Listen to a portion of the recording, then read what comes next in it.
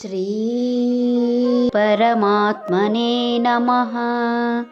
ಶ್ರೀಮದ್ಭಗವದ್ಗೀತಾ ಅಥ ಪ್ರಥಮೋऽಧ್ಯಾಯಃ. ಅರ್ಜುನ ವಿಷಾದಯೋಗಃ. ಅಥ ವ್ಯವಸ್ಥಿತಾನ್ ದೃಷ್ಟ್ವಾ ಧಾರ್ತರಾಷ್ಟ್ರಾನ್ ಕಪಿಧ್ವಜಃ ಪ್ರವೃತ್ತೆ ಶಸ್ತ್ರಸಂಪಾತೆ ಧನುರುದ್ಯಮ್ಯ ಪಾಂಡವಃ. ಯುದ್ಧ ಸನ್ನದ್ಧರಾದ ಧೃತರಾಷ್ಟ್ರನನ್ನು ನೋಡಿ ಪಾಂಡುಪುತ್ರನಾದ ಹಾಗೂ ಕಪಿಧ್ವಜನಾದ ಅರ್ಜುನನು ಬಿಲ್ಲನ್ನು ಎತ್ತಿ ಹಿಡಿದುಕೊಂಡಿದ್ದಾನೆ. ಯುದ್ಧವು ಇನ್ನೇನು ಪ್ರಾರಂಭವಾಗುವುದರಲ್ಲಿತ್ತು.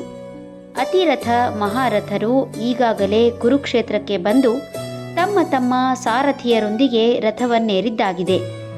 ಶಂಖ ನಗಾರಿಗಳ ಘೋಷಗಳು ಮುಗಿಲು ಮುಟ್ಟಿ ದೇವಾನುದೇವತೆಗಳ ಚಿತ್ತವನ್ನು ಕಲಕಿರಲು ಸಾಕು.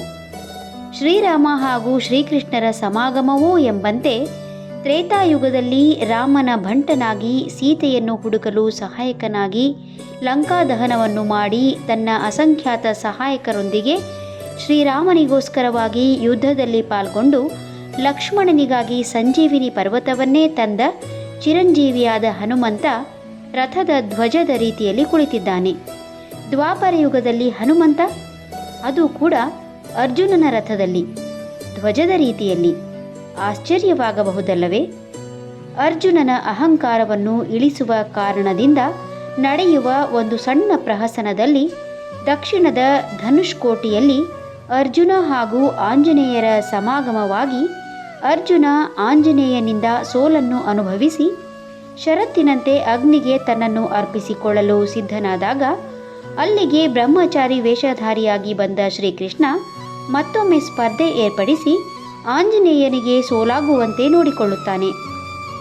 ನಂತರ ಶ್ರೀಕೃಷ್ಣನ ತನ್ನ ನಿಜರೂಪವನ್ನು ಪ್ರದರ್ಶಿಸಿ ಹಿಂದೆ ಕೊಟ್ಟ ಮಾತಿನಂತೆ ತಾನು ದರ್ಶನ ನೀಡಲು ಬಂದಿದ್ದಾಗಿ ಹೇಳಿದಾಗ ಆಂಜನೇಯ ಶ್ರೀಕೃಷ್ಣನನ್ನು ತಪ್ಪಿಕೊಂಡು ಅವನಲ್ಲಿ ರಾಮನನ್ನೇ ಕಾಣುವುದರ ಮೂಲಕ ರಾಮ ಬೇರೆಯಲ್ಲ, ಕೃಷ್ಣ ಬೇರೆಯಲ್ಲ ಎಂಬುದನ್ನು ತೋರಿಸುತ್ತಾನೆ.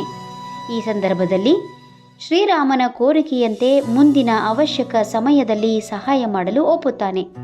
ಆ ಒಪ್ಪಂದದಂತೆ ಇಂದು ಅರ್ಜುನನ ರಥದ ಧ್ವಜವಾಗಿ ಕುಳಿತಿದ್ದಾನೆ.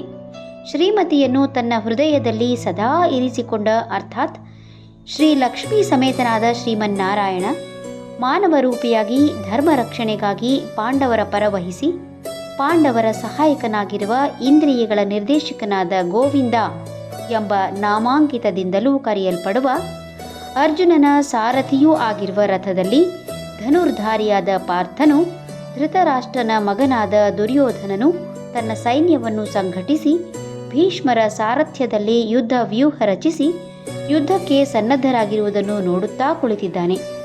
ಪಾಂಡವರಿಗೆ ಯಾವ ರೀತಿಯಲ್ಲಿ ಶ್ರೀಕೃಷ್ಣ ಸಹಾಯಕನಾಗಿ ನಿಂತಿದ್ದಾನೆ ಎಂಬುದರ ಅರಿವಾಗುತ್ತದೆ. ತಾನು ಯಾರೆಂಬುದನ್ನು ತಿಳಿಸಲು ಅಥವಾ ಎಚ್ಚರಿಸಲು ತ್ರೇತಾಯುಗದಲ್ಲಿ ಆಪ್ತನಾಗಿ ಸಹಾಯಕನಾದ ಹನುಮಂತನನ್ನು ರಥದ ಮೇಲೆ ಕುಳ್ಳಿರಿಸಿ ಪಾಂಡವರ ಬದ್ಧ ವೈರಿಯಾಗಿರುವ ಕೌರವರಿಗೆ ತಾನೇ ರಾಮ ಆದರ್ಶ ರಾಜನಾಗಿ ಸಮಾಜಘಾತುಕರನ್ನು ಸಂಹಾರ ಮಾಡಿದವ ಎಂಬ ಎಚ್ಚರಿಕೆಯ ಗಂಟೆಯನ್ನು ಕೊಟ್ಟಿದ್ದಾನೆ. ರಥದ ಮೇಲೆ ಆಂಜನೇಯನನ್ನು ಕಂಡಾಗಲೇ ಎಲ್ಲರ ಅರಿವಿಗೆ ಬಂದು ಯುದ್ಧ ನಿಲ್ಲಿಸಬೇಕಾಗಿತ್ತು. ಆತುರಗಾರನಿಗೆ ಬುದ್ಧಿ ಮಂದ ಎಂಬಂತೆ ಕೌರವ ಸಾಧಕ ಬಾಧಕ ಯೋಚಿಸದೆ ಯುದ್ಧ ಮಾಡ ಹೊರಟಿರುವುದು ವಿನಾಶದ ಕುರುಹು ಅಲ್ಲದೆ ಮತ್ತೇನು? ಹರಿ ಓಂ.